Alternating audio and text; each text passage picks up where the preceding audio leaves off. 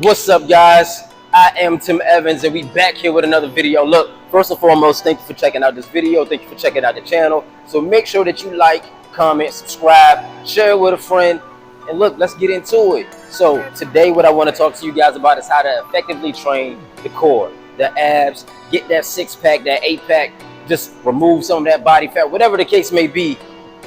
Look, we're talking about the abs today, right? And I want to tell you how I like to effectively train abs for myself, for my clients, and just for me doing my research, what I've come to find, right? Now, once again, do your own due diligence. You know, make sure you do your own research and figure out what works best for you, or what I'm saying, you may think that it's total bullshit. Hey, look, you're welcome to your opinion, I'm welcome to mine, but also, like I said, I just want to give you some information, give you some game, give you what I've come to find to be true. You can search it for yourself. So let's get right into this.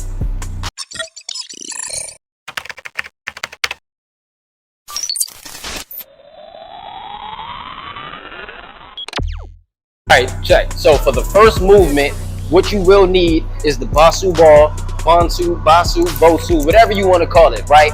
This little half ball here, you're gonna use this or a yoga ball, right? Now, for me personally, I'm not going to use this today because this one's a little flat, so we're going to toss that out the window, right?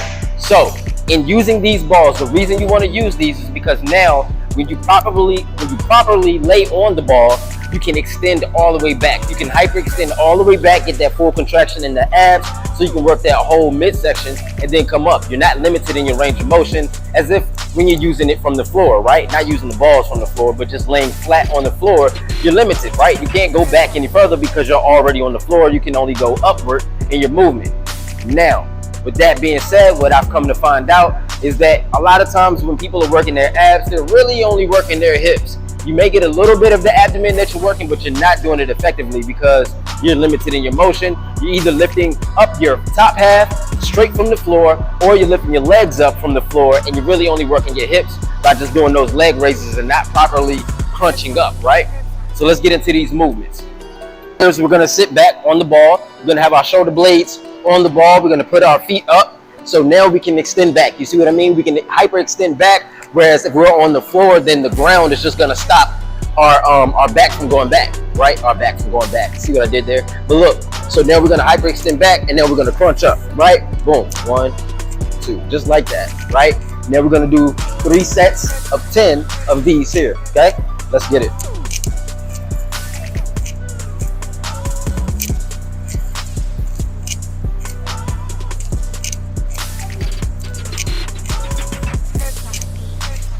Now you want to make sure that you get a position to where you feel comfortable on the ball, to where it's not uncomfortable for you, to where it's not hurting your back.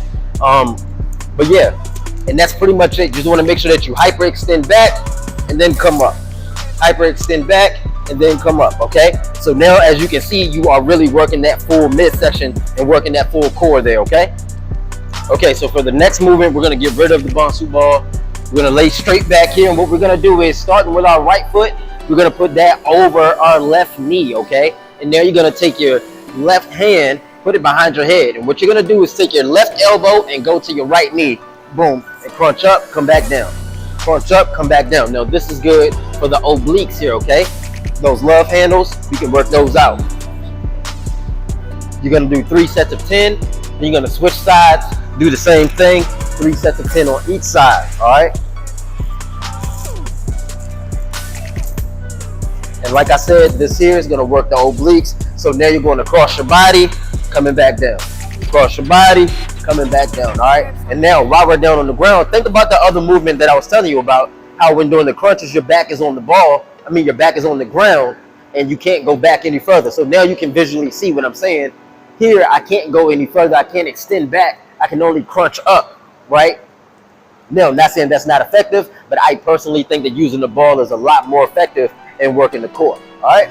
Last exercise that I typically do is gonna be reverse crunches, right? Or what I call reverse crunches. So what you're gonna do is lay flat back, lay back flat on the ground, have your feet under you, and now what you're gonna do is just raise up and bring your feet back down. See how my butt is coming off of the ground as I come back, right? And going back down. As opposed to doing leg raises, where you just raise up and come back down.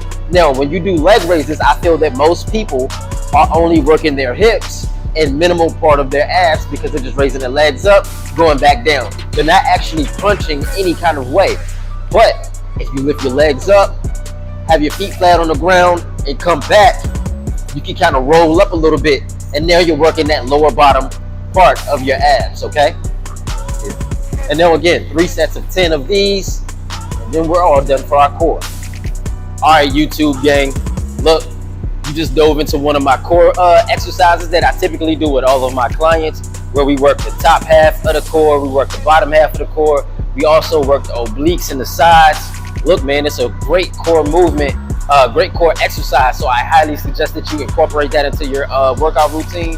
And look, like I said before, if you got any issues with what I said or don't believe anything that I said, then do your own due diligence. I'm not saying that I'm 100% right. I'm not saying that this is the best way or most effective way, but what I'm saying is this is what's effective for me, what I found to be true for me doing my research and doing my due diligence, and what also works for my clients. So look, do your due diligence, figure out what works best for you, and share it with your people, but drop it down in the comments.